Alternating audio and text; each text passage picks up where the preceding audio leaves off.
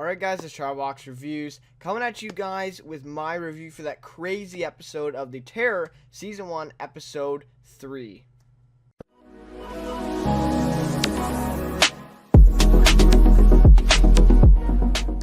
Alright, that was a crazy episode, guys. Totally unexpected to me. Obviously, there's going to be spoilers here in this review. So yeah, be sure you've seen the episode, but I'm just going to come out and say it. Sir John's death, crazy, right? I did not expect that at all. I thought he was going to be our main character as we went forward in the series here, in the season at least. And he's gone. He's gone. So a crazy episode. I was actually gonna wait to do this review till tomorrow, but I gotta talk about this now. Crazy episode, honestly. I really liked it, and I feel like this is the episode they needed to really get everyone in it, because there's going to be a lot of talk about this tomorrow, I think, with viewers of the show and just without, people who don't watch it too. It's going to get a lot of attention here for this episode, and I feel like this is something, that will really garner the popularity and stuff that they want for the show. So yeah, crazy stuff here for the writers, kind of a daring move, and it's going to be very interesting to see how everything plays out. So those people who read the book, I had a few people who have read the book comment on my last review. Maybe they expected this, right? But I will say, to see things on screen happen are still a lot different than the book, even, if it's even like word for word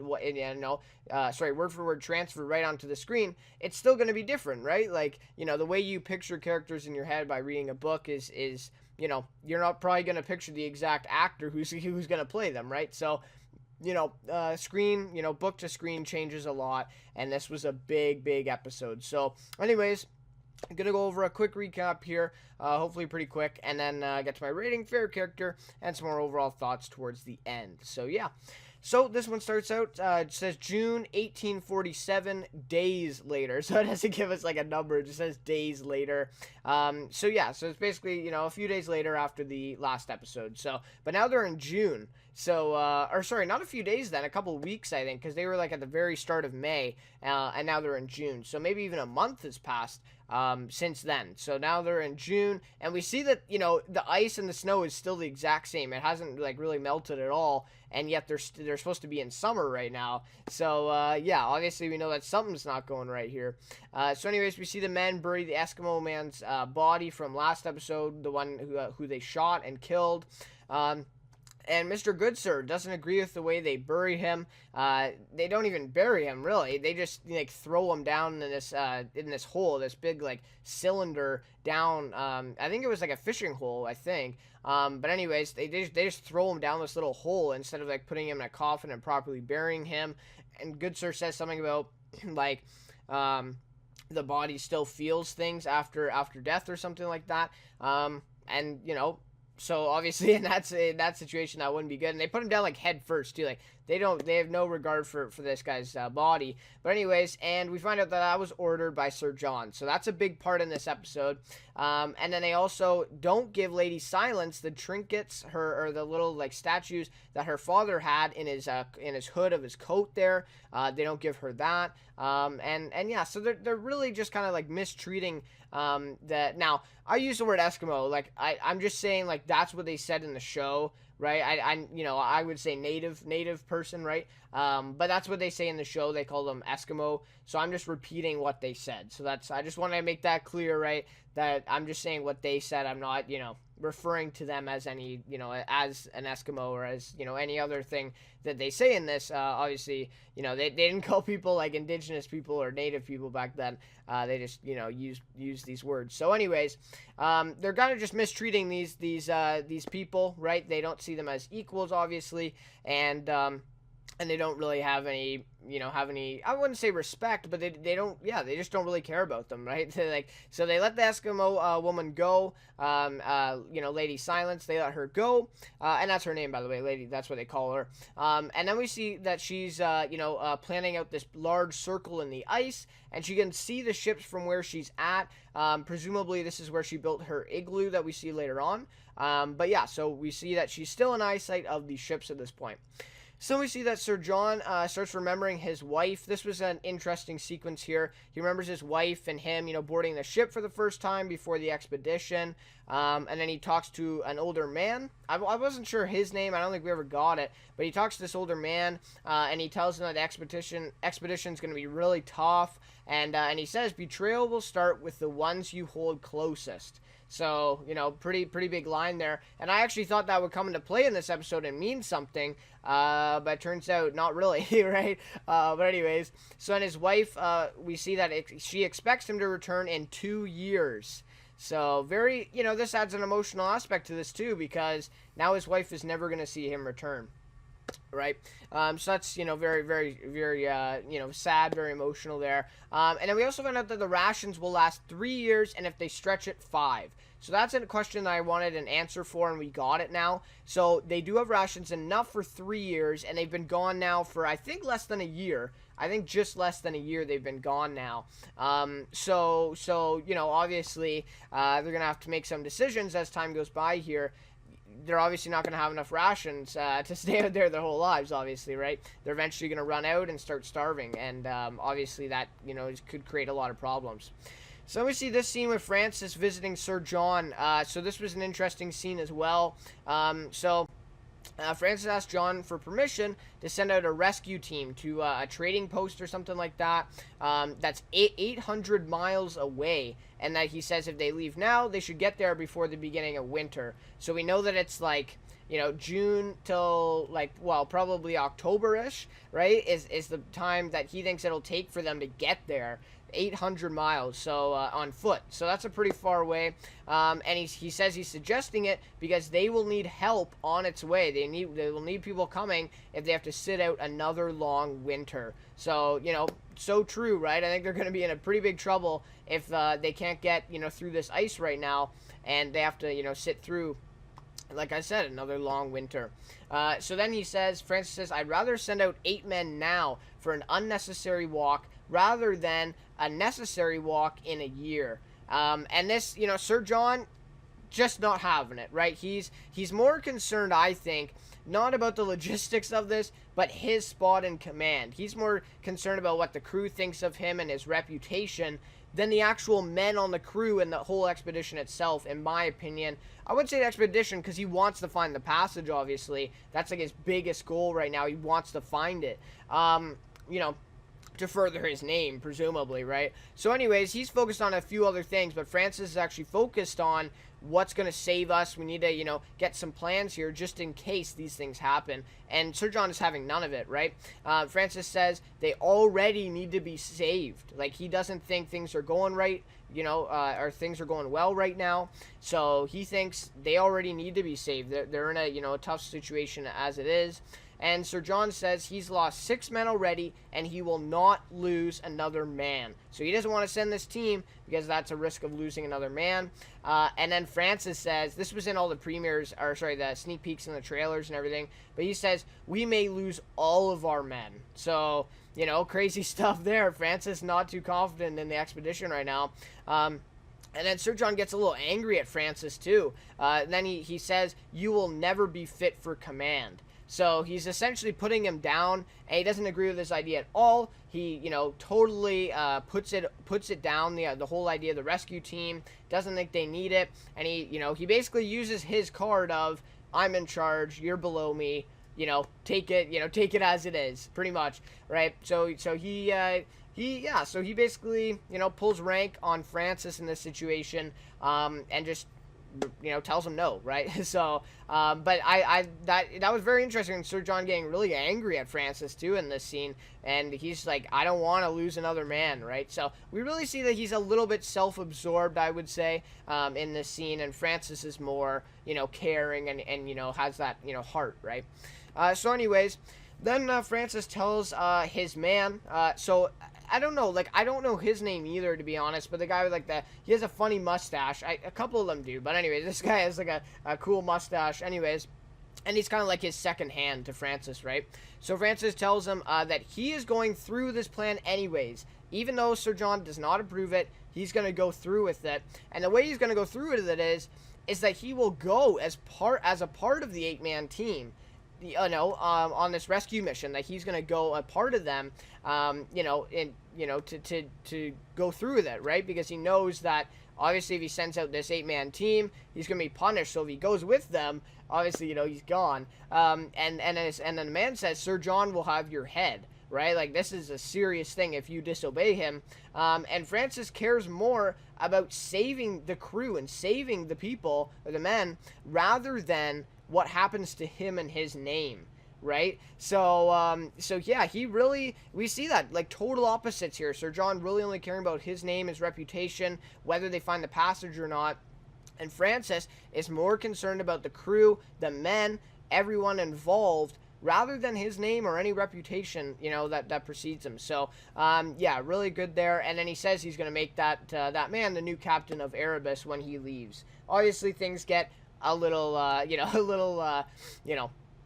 things get changed up here a little bit, and that doesn't quite happen. So anyways, then we see Sir John. He goes to see the bear hunting team. They got like bait on a stick there. That was kind of funny. Anyways, they're set up in like a tent in a crook in the ice there. And then we see Good Sir. This was an odd scene. I'm not exactly sure what this meant, really. But Good Sir then takes a picture of the men standing with Sir John there. And he takes a picture of them. And he takes like a long time. And he's like looking at his watch to see the timing and everything. So I don't know. I just felt like I was like, something was there that we were supposed to see. I didn't see it. So I'm not exactly sure what that was. But he takes like a long, unusual pause and looks at his watch during like him taking the picture. So I'm not sure exactly what happened there, but we'll have to see. Maybe Good Sir was expecting this monster to come. I don't know. That's a bold prediction. I don't really know. I'm just kind of maybe like poking at it. But yeah. Anyways, that was a little weird. So then we see Mr. Hickey thanks the lieutenant for his discretion. The lieutenant who found him and this other man down below deck that in episode 1, I think. So he thanks him for his discretion. But the lieutenant is like, he doesn't agree with it at all. So he tells Hickey to improve himself. Like, stop doing this, right? And then I love this line. He said, God sees you here more than anywhere. That they're on this expedition, that God sees him now and sees that he's committing, a sin pretty much, right? With being with this other man. And so the whole thing here is that Hickey's partner, I guess, or his I don't even know, like, boyfriend, I guess. Yeah, boyfriend. I think they're, like, kind of dating or whatever together. So his boyfriend basically told the lieutenant that Hickey forced him to do it or something like that. So he's lying, right? The other guy's lying and now getting Hickey in trouble with the lieutenant here. So then Hickey goes to question this man, right? His boyfriend. And his boyfriend says, his command is more important than his relationship with him. So he's willing to lie and put Hickey down in order to, save face, basically. And I mean, like, he probably would be killed if the truth was actually found out. Or at least, like, banished or something like that, something bad.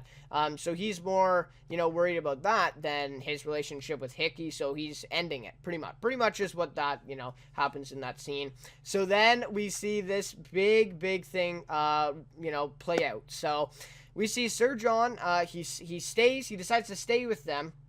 Now, he may regret, this is maybe his biggest regret here, even though, obviously he doesn't have regrets because he's dead. But anyways, this is a big thing to look back on. He stays and sits with the men in the tent, okay? So they're staying there, they're waiting for the bear to come, and then suddenly they hear this big, sound, this kind of like a roar thing, and one of the men at the back is taken and pulled up to the sky, right? He's like taken up, and then he's thrown back down, beheaded. His head is off of his body, and he's just flung down, his body and his head, two separate places there, and there's blood everywhere, and the man starts shooting, right, in the direction of it. They have no idea what it is. They think it's the bear, right? So they don't really know what's going on right now. And we hear, like, these very loud, monstrous noises, like roars and just crazy stuff. Like, I don't think that's a bear, right? Like, anyways. So then Sir John tries running back towards the ship, and he's, like, screaming, or shouting Erebus and stuff like this, trying to get help, right? But is grabbed from behind on the snowbank. So he's like almost past the snowbank, and he's grabbed from behind and torn down. And then we see him, he's being dragged, by this thing, right? We don't know what it is. I'm just gonna call it a monster. So he's dragged by this monster and taken to the same spot that they threw the Eskimo man down in, right? They threw Lady Silence's father down in this hole. He's taken to the exact same spot, and now Sir John has no lower half. His legs are clean cut off. He's, really, like, he's bleeding, intensely, right? And all this, and then he's, basically stuck down in the hole. This monster pushes him out to, down the hole finally. So he basically just has his upper half and and his thighs. His whole leg is severed, right? And then we see that he's remembering like these moments in his life, his like last moments here. And we see a flashback with Francis and his niece, I think, right? Or some, woman that's, related to him that he didn't want. So maybe he's remembering, like, bad moments or something like that, or maybe regrets. I don't exactly know, but we see his, like, final moments there. And then, finally, he falls into the water and dies. And I was like, what? I was like, I couldn't believe it. It was such a surprise for me. I did not expect it at all. So Sir John dies. Crazy, right? Like, I did not expect that. He dies there in the water, and it's crazy. So then Fitzjames and Francis, along with all the other men, run, and try to find where Sir John is. They stand above the hole there where he fell, and Fitzjames is really not accepting it. He, like, throws down a line in the water, but Sir John is dead, right? So they see a lot of blood. And they see his severed leg just sitting there in the snow. So yeah, crazy stuff there. And then Francis gives some commands, and we already see him kind of accepting that new role of being the leader of this expedition. And then, good sir, he puts Sir John's leg in a coffin. I don't know. I just thought, like, I couldn't help but laugh, kind of, because I don't know. This just seems kind of ridiculous that they got this guy's leg and just put it in a coffin. I don't know. It just seemed like it kind of funny to me, but like really weird as well. So anyways, they put his leg in a coffin. That's all they have left of him. And, in fairness, I understand it. But I don't know. Like, I wouldn't put the guy's leg in there. I just put nothing in there. But anyways, they put Sir John's leg in the coffin.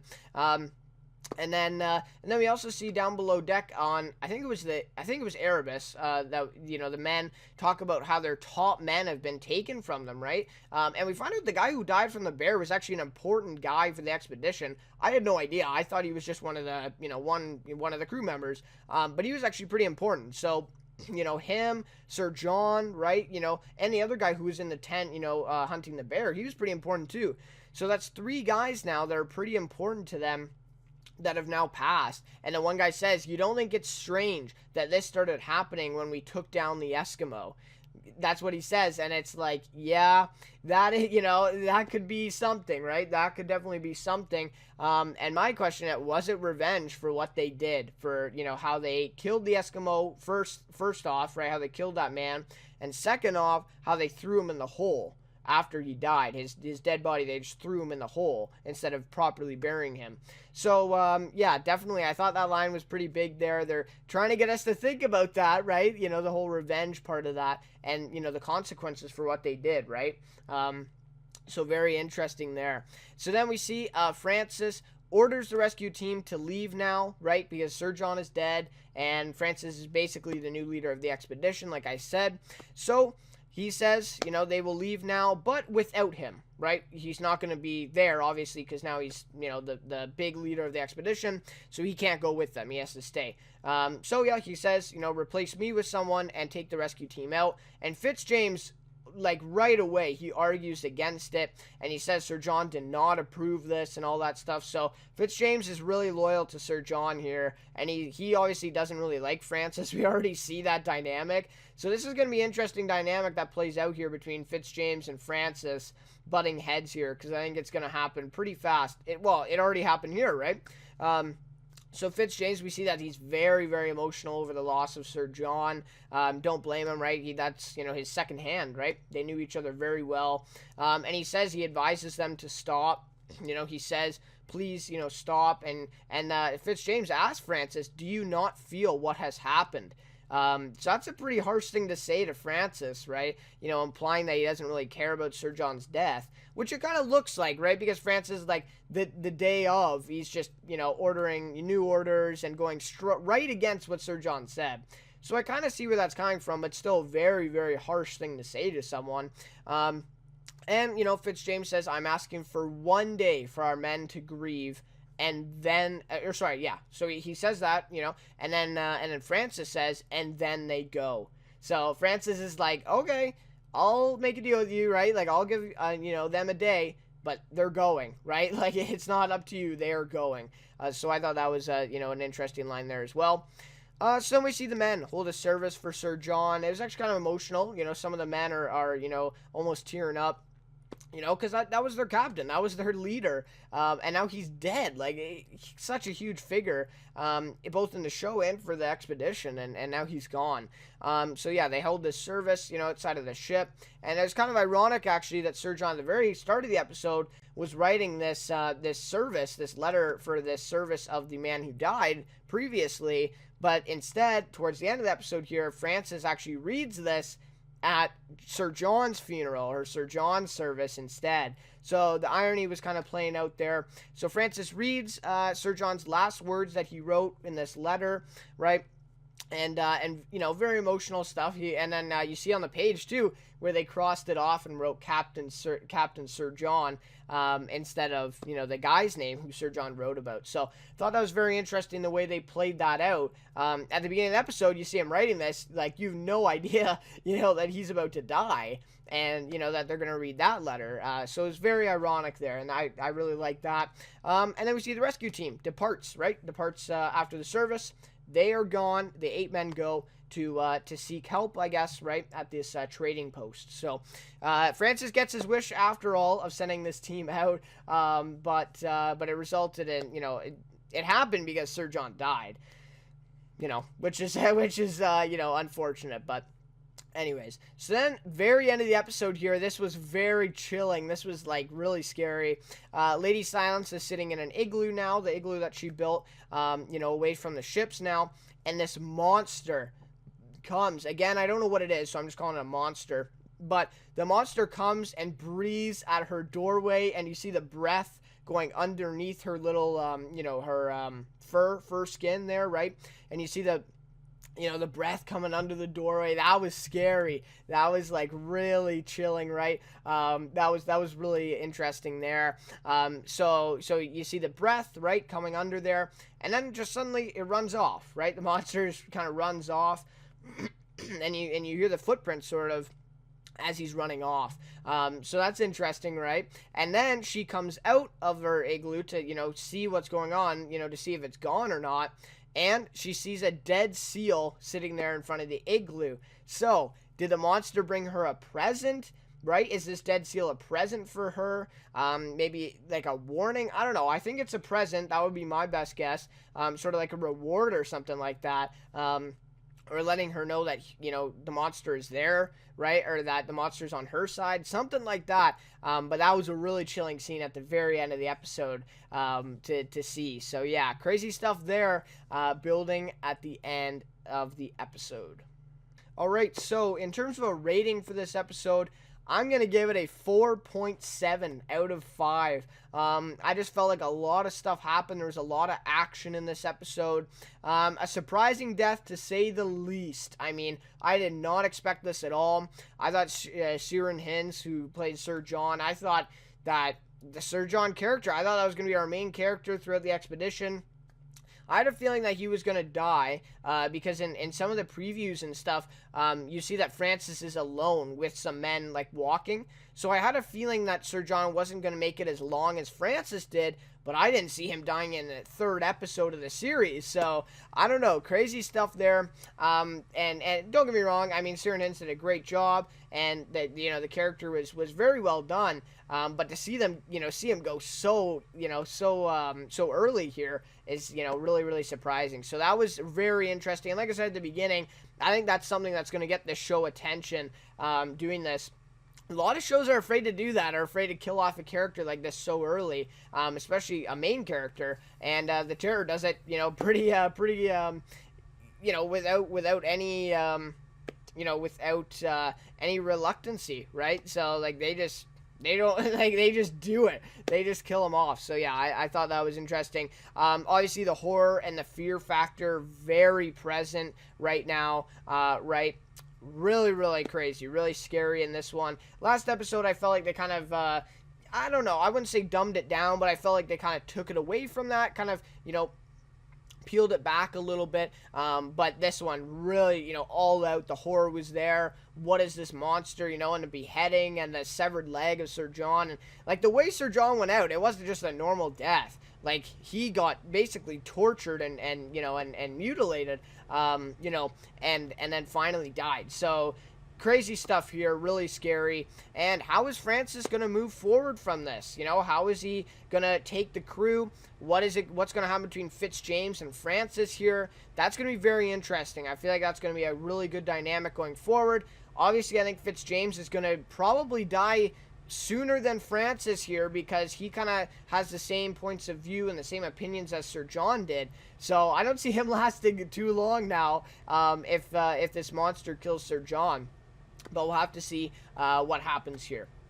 Favorite character for this one is going to be Mr. Hickey. Thought I'd spotlight him. I was going to do Fitzjames, but he didn't have a lot of screen time. I think actually Hickey had more than him this episode. And he's played by Adam Nagaitis. Nagaitis. Yeah.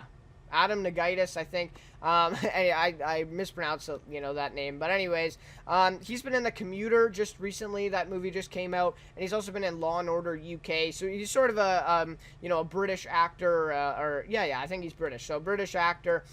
He hasn't been in too many things. Like those are probably his two biggest things. At least on his IMDb page. I don't know. Maybe he's been in other things that are big in Britain that I don't know about.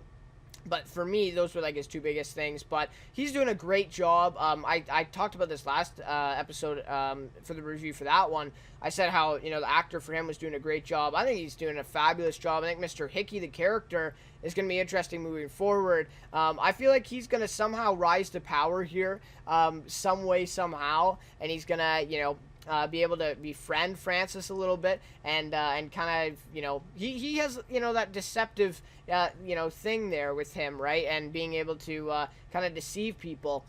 So we'll have to see where that character goes. But right now, I'm really liking kind of highlighting a theme there.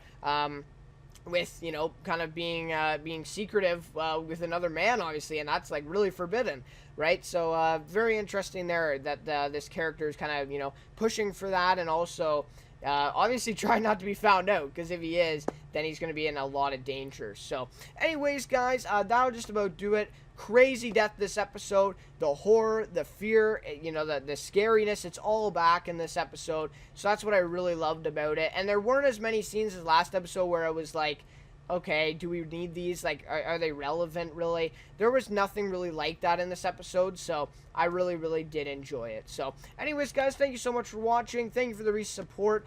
Even just on these reviews, it's been insane, so thank you so much for that. 30,000 channel views, I think, now. So, really, really appreciate that. Can't thank you guys enough for that. It's been a crazy week. Been uploading a lot. Had a lot of feedback, a lot of likes, a lot of subscribers. So, crazy week for me, but I really, really appreciate it.